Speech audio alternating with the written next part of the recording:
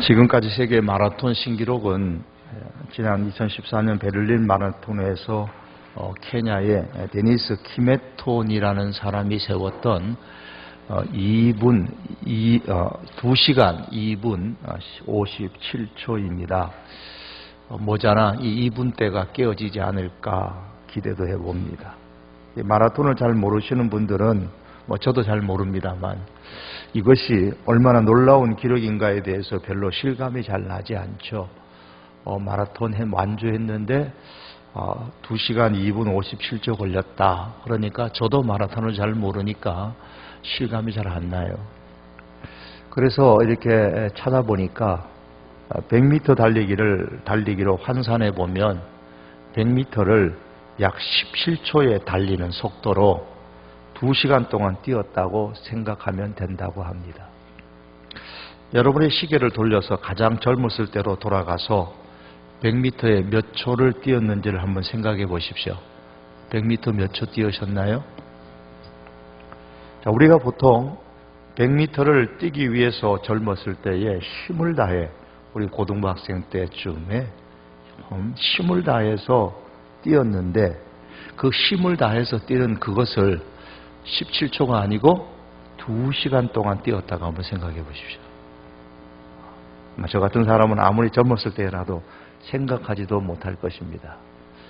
고등학교 시험 칠 때도, 대학교 시험 칠 때, 그때 고등학교 들어갈 때에, 물론 무시험으로 들어갔습니다만은 체력장을 한 것 같은데요. 체력장도 대학교 갈 때인가요? 기억이 잘 안 나네요. 체력장을 했는데 1000m가 힘들어서 저는 포기하고 안 했던 사람이거든요. 그런데 마라톤 42.195km를 마지막까지, 저는 1km도 힘들어가지고 못 뛰었는데 42.195km를 마지막까지 완주를 했다.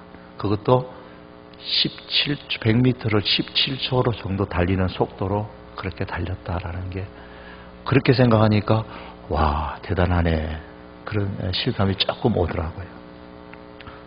42.195km를 마지막까지 완주하는 것처럼 그렇게 우리의 믿음의 경주를 마지막까지 완주할 수 있다면 그것은 이 땅에서 큰 일을 이루는 것이라고 생각합니다. 성경은 이렇게 우리의 인생을 일컬어서 마라톤 경주로 비유하잖아요.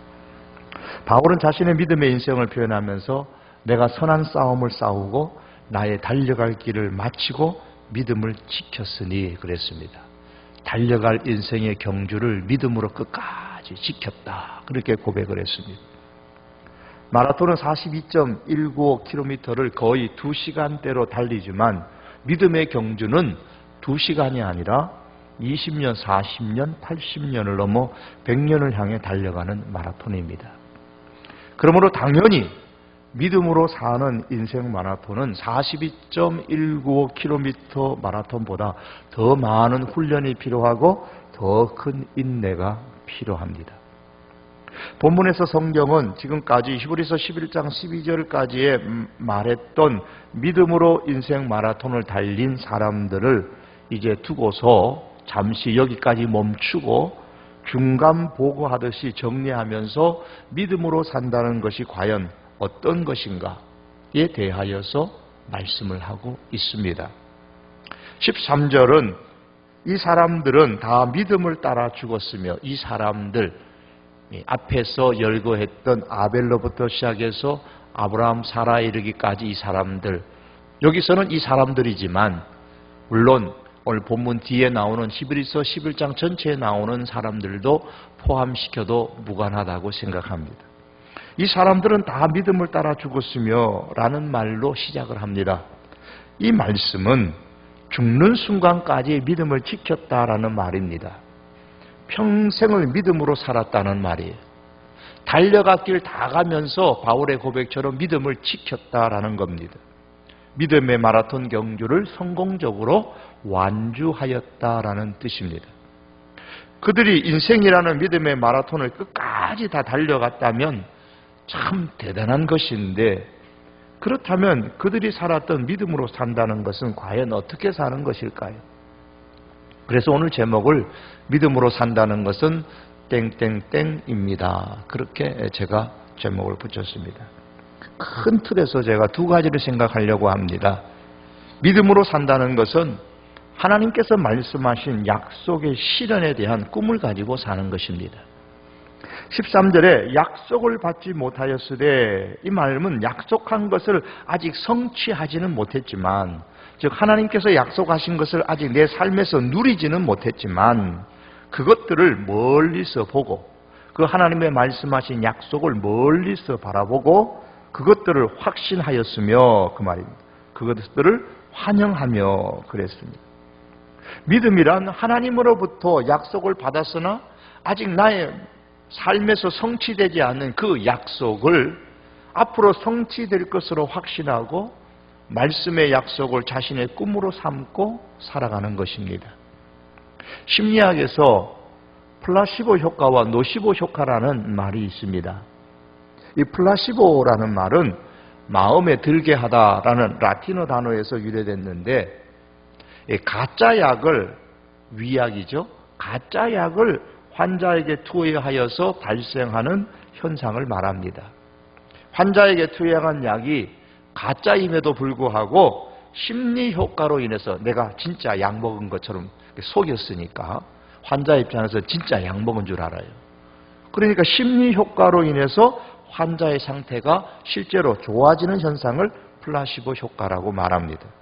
실제로 피실험자 3명 중에 1명 정도에게서 이런 플라시보 현상이 나타난다고 합니다. 가짜 약 먹였는데도 이거 진짜 위를 낫게 하는 약이라고 의사가 처방해서 주면 그 약 먹고 낫는 사람들이 있다는 말입니다. 진짜로 가짜 약을 복용한 사람의 뇌에서 쾌감 물질인 엔도르핀의 분비가 늘어난다는 사실이 의학계에서도 밝혀지기도 했다고 합니다.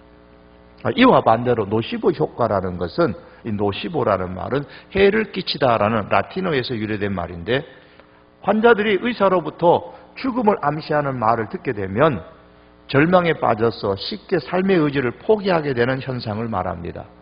당신 암입니다. 이제 3개월밖에 못 삽니다. 라고 했을 때에 어떤 삶의 절망감을 갖게 된다는 것이죠.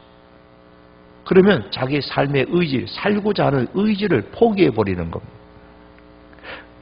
그런데 문제는 아무런 의학적인 이유가 없는 상황에서 그 사람이 암이 안 걸렸어요.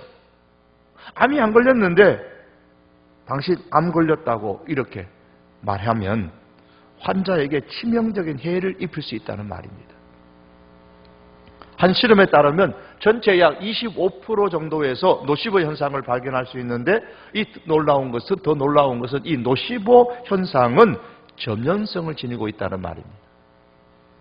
한 사람의 마음에 부정적인 마음을 갖고 있으면 그것이 다른 사람에게도 쉽게 잘 전염된다는 거예요. 그래서 우리가 교회는 공동체잖아요. 그래서 공동체 안에서 어떤 한 사람이 부정적인 생각을 갖고 신앙생활을 하면은 그것이 놀랍게도 전체로 쉽게 이렇게 퍼져나간다는 겁니다. 그래서 한 사람이 부정적인 생각을 갖는 것이 참 위험한 것이죠. 이 플라시보 효과나 노시보 효과가 말해주는 게 뭐냐면 결국 인간의 마음이, 우리의 마음이 몸을 움직인다는 겁니다. 그 약이 진짜인지 가짜인지, 병이 진짜인지 가짜인지 그걸 떠나서 어떤 말을 들었을 때에, 어떤 약을 먹었을 때에 그때 나타나는 인간의 심리적인 효과, 즉 인간의 마음이 그 몸을 움직인다라는 것을 말해주고 있습니다. 인간의 마음이 몸을 움직인다면 인간의 마음이 삶을 움직이고 인생을 움직인다고 해도 과언이 아니죠. 그렇다면 인간의 마음에 무엇이 있는가? 마음에 무엇으로 채워넣는가의 이 문제는 대단히 중요한 문제입니다. 믿음의 사람의 마음에는 하나님의 말씀이 있습니다. 믿음의 사람의 마음에는 말씀의 약속에 기초한 하나님께서 말씀하신 그 약속이 실현되는 꿈이 있습니다. 우리들의 마음에 이 꿈이 있으면 믿음의 사람이 되는 거예요. 하나님의 말씀에 기초한 그 약속의 실현, 그에 대한 꿈이 있는 사람이 믿음의 사람이 되는 겁니다. 마음이 기름이라고 한다면 말씀의 약속에 기초한 이 꿈은 불이라고 할 수 있습니다. 기름에 불이 붙으면 활활 타오르는 것처럼 우리들의 마음이 하나님의 약속의 말씀에 기초한 꿈이 들어가게 되면 하나님께서 말씀하신 그 약속의 실현에 대한 꿈이 그 사람의 마음에 들어가게 되면 그 인생은 불 붙듯이 활활 타오르게 되고 힘이 솟아나게 됩니다. 어떤 일이든지 감당할 수가 있습니다. 로마서 4장 21절에 보면 아브라함에 대해서 말하기를 그런 약속하신 것을 능히 이루실 줄을 확신하였다 그랬어요. 하나님께서 약속하신 것을 능히 이루실 줄, 하나님이 분명히 내 생애 가운데 이루실 것이다 라는 사실을 아브라함은 확신했다는 거예요. 여러분, 하나님께서 말씀하신 약속들이 이루어질 것이다 라는 확신 가운데서 꿈을 가지고 살고 있었습니까? 여호수아 14장에 보면 85세의 갈렙이 이르기를 여호와께서 말씀하신 이 산지를 내게 주소서라고 했습니다. 그 노년에 그렇게 말할 수 있었던 그 힘이 어디서 나온 겁니까? 그러니까 광야에서 하나님께서 말씀하신 이래로 45년이나 하나님의 약속의 말씀이 이루어질 것이다 라는 꿈을 가지고 살았기 때문입니다. 그리고 마침내 때가 되었을 때에 이 산지를 내게 주소서라고 요청하여서 자신의 손에 하나님의 약속의 성취를 거머쥐었습니다. 영국이 세속적으로 타락하고 있었을 때에 요한 웨슬레가 일어나서 성결 운동을 일으켰습니다. 그래서 지금도 감리교에서 강조하는 주된 주제 가운데 하나가 성결입니다. 성결, 거룩한 삶이에요. 웨슬레가 나이 88세가 되었었는데도 말을 타고 전국을 다니면서 2만 5천 번의 설교를 했다고 합니다. 고령임에도 불구하고 그렇게 할 수 있었던 것은 사람들은 타락한 영국의 모습을 보았지만은 요한 웨슬레는 말씀으로 새롭게 변화될 영국을 꿈꾸면서 그렇게 말씀을 전파하고 살았기 때문입니다. 꿈이라는 것은 이를 보면 나이와 상관이 없습니다. 그 사람의 나이가 몇 살인가가 중요한 것이 아니고 그 사람에게 하나님께서 말씀하신 약속의 실현에 대한 꿈이 있느냐 없느냐가 중요한 겁니다. 여러분, 하나님께서 성경을 통하여서 우리에게 내게 말씀하신 약속이 있으십니까? 사실 성경 자체가 약속 아닙니까? 이 약속이 실현될 것에 대한 꿈이 있으십니까? 만일 꿈이 있다면 아직 젊은 사람인 것이죠. 꿈이 없다면 늙은 사람입니다. 하나님께서 말씀하신 약속의 실현을 꿈꾸며 사는 그러한 하나님의 사람이 될 때 우리는 마지막 순간까지 젊은 사람으로 살아갈 수가 있습니다. 이것이 바로 믿음으로 사는 것입니다. 믿음의 사람은 하나님께서 말씀하신 약속이 내게 실현될 것이라는 꿈을 가지고 살아야 됩니다. 그리고 그날을 마음으로 사모하며 환영하며 살아야 합니다. 오늘 본문 13절에 보면 믿음의 사람들은 그것들을 멀리서 보고 환영하였다고 했습니다. 꿈이 내게 이루어질 그날을 생각하면서 지금 기뻐하면서 살았다는 거예요. 환영한다. 지금 기뻐한다는 거, 기뻐한다는 뜻입니다. 자, 예컨대 꽤나 인기 있는 신축 아파트 분양에 청약을 했는데 당첨이 됐습니다. 분양권 딱지를 하나 손에 딱 쥐었습니다. 드디어 이제 내 집 마련의 꿈이 이루어지게 되는 순간입니다. 이것은 변하지 않는 것이고 이것은 분명한 겁니다. 내 집 마련의 꿈은 분명하게 실현되는 겁니다. 확실합니다. 하지만 아직은 들어가는 것은 아닙니다. 이제 그게 아파트가 완성되어져야죠. 최소한 많은 시간을 더 기다려야 됩니다. 저는 분양권을 안 해봐서 모르겠습니다만 얼마나 기다려야 되는지 모르겠어요. 1년을 기다려야 되는 건지 2년을 기다려야 되는 건지 혹은 3년을 기다려야 되는 건지 모르겠습니다만 더 기다려야 됩니다. 하지만 그러나 기다리지만 그 기다리는 동안에 내 집에 들어갈 생각을 하면 내 집에 들어가서 이제 살 것을 생각을 하게 되면 어떨까요? 지금부터 기분이 좋습니다. 지금 기뻐하면서 삽니다. 그것을 생각하면 그냥 지금이 기뻐서 살아가는 거예요. 하나님께서 말씀하신 약속이 실현된 것을 꿈으로 삼고 사는 사람은 지금부터 신이 나는 거예요. 그 꿈이 실현되어졌을 때에 그때서야 비로소 신나게 살아가는 게 아닙니다. 지금부터 반드시 그 꿈이 실현될 것을 확신하기 때문에 지금부터 기뻐하며 삽니다. 그런데 분양권을 하나 받았으면 그 분양권을 법대로 잘 지키면서 가지고 있어야 내 집 마련이 현실이 되는 텐데 그 분양권 가지고 장난치면 내 집 마련의 꿈은 날아가 버릴 수도 있죠. 이처럼 꿈의 실현을 확신하고 지금 기뻐하며 살 뿐만 아니라 내 꿈의 근거가 되는 그 하나님의 말씀을 붙잡고서 말씀이 주신 하나님을 신뢰하고 그 말씀에 순종하면서 살아가야 됩니다. 말씀에 대한 순종이 없이는 말씀에 기초한 꿈이 이루어질 수가 없습니다. 꿈이 배라고 한다면 말씀은 바다에 비유할 수도 있습니다. 아무리 배가 크루즈와 같이 큰 것이라고 할지라도 바다가 없으면 무용지물입니다. 배를 크게 지으면 뭐합니까? 배가 떠다닐 바다가 없는데요.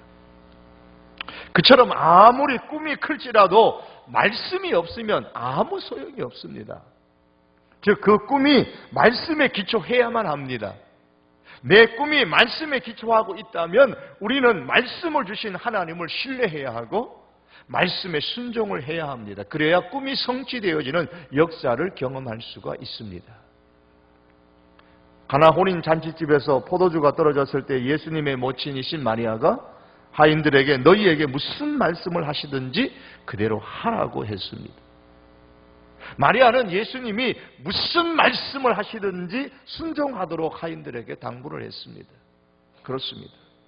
예수님께서 말씀하신 것은 무슨 말씀이든지 순종하는 것이 바로 꿈을 이루는 비결입니다.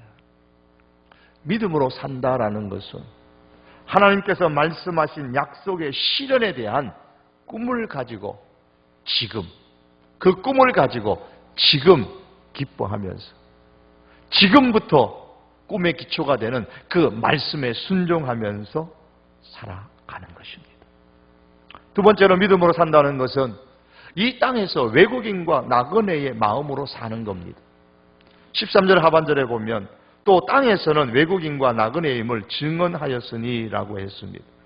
이 땅에서는 자신이 타양 사람이고 나그네에 불과하다는 것을 증언, 여기서 인정했다라는 말입니다. 나는 나그네입니다 라는 것을 인정하며 산다는 거예요. 믿음의 사람들은 이 땅에서 나그네에 불과하다는 것을 인정하고 잊지 않고 살았기 때문에 믿음으로 살 수가 있었던 것입니다. 야곱은 바로왕 앞에서 말하기를 내 나그네 길의 세월이 130년이니이다 라고 했습니다. 자기의 인생을 나그네로 의식했습니다. 다윗은 시편에서 고백하기를 내가 눈물 흘릴 때 잠잠하지 마옵소서 대저 나는 주와 함께 있는 나그네이며 나의 모든 조상들처럼 떠도나이다 라고 했습니다. 다윗이 인생의 황혼이 이르렀을 때에 우리는 주님 앞에서 이방 나그네와 거루민들이라고 고백을 했습니다. 신약의 베드로 역시도 인생을 일컬어 나그네로 표현을 했습니다. 오늘 보면 13절 하반절에서 나는 외국인이여 나그네다라는 이 말은 나는 이 세상이 내 인생의 종착역이 아니라는 것을 확신한다는 말이에요. 아직 갈 곳이 남아있다는 거예요. 내게는 돌아갈 곳이 있다는 자기 인식입니다. 이것이 나그네로 인정하며 살아가는 거예요. 여러분, 이 땅에서 우리가 나그네요 외국인인 것을 인정을 하고 사십니까? 만일 그렇다면 우리는 두 가지 사실에 주목하며 살아가야 됩니다. 그 하나는 이 땅의 것에 사로잡히지 말고 살아야 합니다. 가야 할 목적지가 분명한 나그네일수록 비록 자신을 즐겁게 해주는 사람이나 즐겁게 해주는 장소나 환경이 있다고 할지라도 거기에 사로잡히지 않습니다. 또한 반대로 자신을 압박하고 어렵게 만드는 그런 마음을 괴롭게 하는 환경이 있다고 할지라도 그것으로 인하여 자신의 마음을 빼앗기지 않습니다. 왜냐하면 자신이 나그네임을 인식하고 살고 있기 때문입니다. 나그네는 분명한 목적지를 가지고 그 목적지를 향해서 부단히 나아갑니다. 지금 있는 것에 얽매이지 않습니다. 또 다른 하나는 나그네임을 인정하고 살아가는 자기 인식이 있는 사람은 본향을 찾고 사모하는 삶을 살아야 됩니다. 14절에 보면 그들이 이같이 말하는 것은 이 땅에서 외국인과 나그네라는 것을 인정한다고 말하는 것은 자기들이 본향 찾는 자임을 나타냅니다. 그랬습니다. 이 말씀에서 마음에 깊이 와닿는 표현이 이겁니다. 본향을 찾는 자, 본향 찾는 자. 성도, 우리 믿음의 사람은 본향을 찾는 사람입니다. 나그네 인식이 있는 사람은 분명히 본향을 찾는 사람들입니다. 땅에 있는 본향을 찾는 사람이 아닙니다. 하늘에 있는 본향을 찾는 사람입니다. 그래서 16절은 말씀하기를 그들이 이제는 더 나은 본향을 사모하니 곧 하늘에 있는 것이라 그랬습니다. 한때에 김일성의 주치의를 지냈고 해방 이후에 1.4 때까지 평양에서 환자들을 돌봐주었다가 남쪽으로 와서 평생을 가난한 사람들을 위해서 무료 의료 사업을 하셨던 분이 있었습니다. 그분이 지금은 이 땅에 안 계시지만 아직도 지금까지도 잊혀지지 않는 사람입니다. 장기려 박사님. 이분은 한국에서 두 번째로 아시아의 노벨상이라고 불리는 막사이사이 상을 받기도 했었는데 그를 가리켜서 사람들은 살아있는 푸른 십자가다 혹은 한국의 슈바이처다라는 그런 별칭을 붙여주기도 했습니다. 그분이 평생을 살아가면서 매일매일 40여 명의 사람들에게 무료 진료를 하셨다고 하는데 사람들이 묻습니다. 고령에도 불구하고 그 많은 환자들을 진료할 수 있는 힘이 어디서 나옵니까? 무엇이 그렇게 살도록, 무엇이 당신을 그렇게 살도록 합니까? 이런저런 질문에 대해서 여러 가지로 말씀을 하셨지만 그 요지, 그 뜻은 한 가지입니다. 나는 이 땅이 전부라고 생각하지 않고 삽니다. 이 땅이 전부라고 생각하지 않고 삽니다. 이 땅이 본향이 아니라 더 나은 하늘 본향이 있다는 것을 믿었고 그 하늘 본향을 꿈꾸며 살았기에 가능했다는 말입니다. 사랑하는 성도 여러분, 이 땅이 내 인생의 전부라고 생각을 하십니까? 이 땅이 내 인생의 전부가 아니라고 굳게 확신을 한다면 내게는 더 나은 하늘 본향이 있다는 것을 확신한다면 그 본향에서 내게 있게 될 것을 꿈꾸며 우리는 이 땅을 살 수 있어야 합니다. 오늘 본문 16절 하반절에 이렇게 말합니다. 이러므로 하나님이 그들의 하나님이라 일컬음 받으심을 부끄러워하지 아니하시고 그들을 위하여 한 성을 예비하셨느니라. 내가 사모하는 하늘 본향에 갔을 때에 하나님께서는 나를 부끄러워하지 아니하신다 그랬어요. 오히려 나를 기뻐하시면서 내가 내 하나님이시다 라고 말하면 하나님께서 그렇게 말하는 나를 부끄러워하지 아니하시고 하나님께서 나를 반겨주실 것이다. 그 하나님을, 그 모습을 꿈꾸며 오늘을 살아가는 사람이 바로 믿음의 사람인 거예요. 또한 하나님께서 이 땅에서 나그네로 살았던 나를 반겨주시면서 더 이상 이제는 나그네로 떠돌아 살지 않도록 예비해 두신 한 성이 있어요. 그 성을 꿈꾸면서 오늘 이 땅에서 기뻐하며 믿음으로 살 수 있기를 바랍니다. 집없는 분이 생애 처음으로 아파트 분양권 당첨되어져서 그 분양권 가지고 기뻐하고 그거 바라보는 것보다 더 큰 기쁨을 가지고 우리가 하나님께서 하늘에 나를 위하여 예배해 두신 그 성을 꿈꾸면서 오늘 하루하루 이 땅의 생애를 기뻐하면서 그렇게 살아갈 수 있는 사람이 바로 믿음의 사람인 겁니다. 사랑하는 성도 여러분, 우리에게는 더 나은 하늘에 있는 본향이 있습니다. 이것이 항상 우리들의 꿈이요, 세상을 사는 힘이 될 수 있기를 바랍니다. 노련한 여행자일수록 여행에 거치장스러운 것은 가능한 줄이고 삽니다. 마찬가지로 우리가 이 땅의 나그네의 힘을 인정한다면 우리는 이 땅에서 얽매이기 쉬운 것을 벗어버려야 됩니다. 더 많이 가지고 다니고 싶어도 본향을 향한 여행을 위해서 절제해야 됩니다. 여행 갈 때에 바리바리 가방을 그냥 잔뜩 2개, 3개씩 갖고 다니면 그러다가 공항에서 퇴짜 맞아가지고 벌금만 많이 내고요. 초짜 여행객들이 그래요. 여행을 많이 다닌 사람일수록 보니까 가방이 가벼워요. 더 많이 가지고 싶어도 본향을 향한 여행이기에 우리가 절제하고 얽매이지 말고 줄이고 살아가야 됩니다. 때로는 몹시 피곤하고 때로는 지금 서 있는 곳이 너무 좋아서 그대로 그 자리에 주저앉고 살고 싶어도 일어나서 본향을 바라보며 나가야 됩니다. 세상을 붙잡은 손을 놓고 하늘의 것을 붙잡고 살아야 합니다.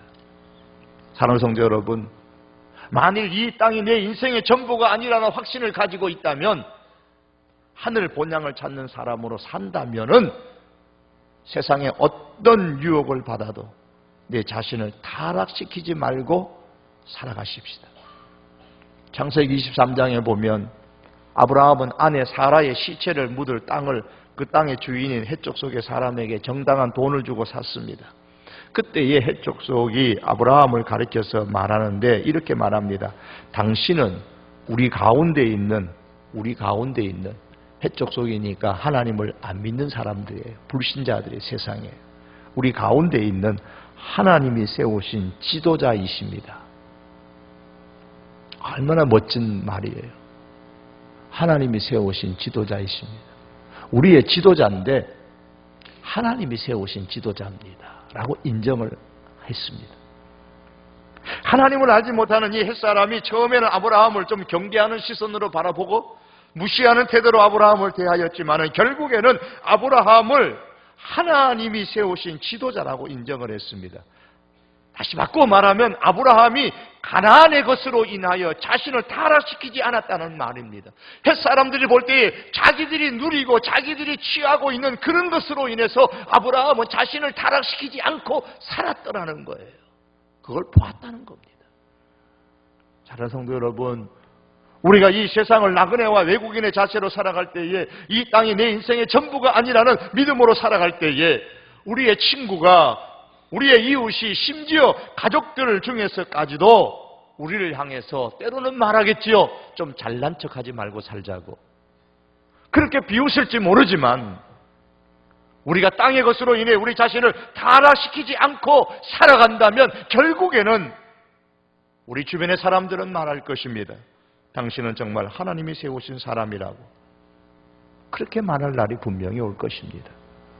처음에는 예수 안 믿는 사람들이 우리를 낯설게 보고 때로는 싫어하고 미워할 수는 있겠지만 결국 우리 주변의 사람들도 우리를 인정하고 받아들이게 될 날이 분명히 있을 것입니다. 그것을 우리가 기억하며 그렇게 살아갈 수 있는, 하늘 본향을 사모하며 이 땅의 것에 얽매이지 아니하고 이 땅의 것에 집착하여 욕심 피우며 살지 아니하고 우리가 그렇게 살아갈 수 있는 하나님의 사람들이 될 수 있기를 바랍니다. 말씀을 맺겠습니다. 믿음으로 산다는 것은 하나님께서 말씀하신 약속의 실현을 꿈꾸며 살아가는 것입니다. 하나님께서 말씀하셨으면, 말씀 가운데서 하나님이 약속하셨으면 그것은 반드시 이루어집니다. 그 이루어질 것을 꿈꾸며 살아가십시다. 성경은 말씀합니다. 하나님이 사람에게 영원을 사모하는 마음을 주셨느니라. 영원을 사모하는 마음을 주셨습니다. 우리가 언제 죽을지, 언제 부름을 받을지는 아무도 모릅니다. 그러나 하나님께서는 우리에게 영원을 사모하는 마음을 주셔서 개나 돼지 같은 짐승의 인생을 살지 않도록 그렇게 허락하셨습니다. 코앞의 일에 너무 집착하고 생활의 필요에 너무 아등바등하다가 영원한 꿈, 영원을 바라보는 꿈, 하나님께서 말씀하신 그 약속이 실현되어지는 거기에 대한 그 꿈, 그것을 놓치지 말고 살아갈 수 있기를 바랍니다. 말씀의 약속이 실현될 것을 마음에 품은 꿈이 있다면 그 꿈이 성취될 것을 확신하면서 말씀을 주신 그 하나님을 신뢰하고 주신 그 말씀을 붙잡고 순종하며 살 수 있기를 원합니다. 또한 믿음으로 산다는 것은 이 땅의 삶이 외국인이요 나그네라는 사실을 알고 그걸 인정하고 본향을 사모하며 사는 것입니다. 그러므로 여러분, 이 땅의 그 어떤 것에 영향을 받아서 내 자신을 타락시키거나 땅의 것에 대한 욕심 때문에 본향으로 가는 길을 멈추고 눌러 앉지 마시기를 바랍니다. 굳굳이 본향을 향해서 이 땅의 것에 사로잡히지 말고 걸어갈 수 있기를 원합니다. 여러분, 이 땅의 것이 우리 인생의 전부가 아닙니다. 어느 날 내가 생각하지 않은 날에 잠자리에서 일어났을 때에 하나님께서 내 앞에 계심을 발견할 날이 분명히 우리에게 올 것입니다. 그때 내가 하나님이라고 부른다면 하나님께서는 그렇게 부르는 나를 부끄러워하지 아니하시고 반갑게 맞이하시면서 우리를 위해서 하늘에 한 예비해 두신 그 성을 보여주시고 그 성을 우리에게 주실 것입니다. 이 날을 꿈꾸며 오늘을 기쁨으로 믿음으로 살아가는 우리 하나님의 백성들이 될 수 있기를 주님의 이름으로 축복합니다. 기도하시겠습니다. 하나님 아버지, 믿음으로 살아가는 사람, 어떻게 살아가는 사람인지 오늘 허락하신 말씀 가운데서 다시 한번 생각을 했습니다. 하나님께서 말씀하신 이 약속, 반드시 실현될 그 모습, 그것을 우리의 꿈으로 삼고 주여 살 수 있게 하여 주시기를 원합니다.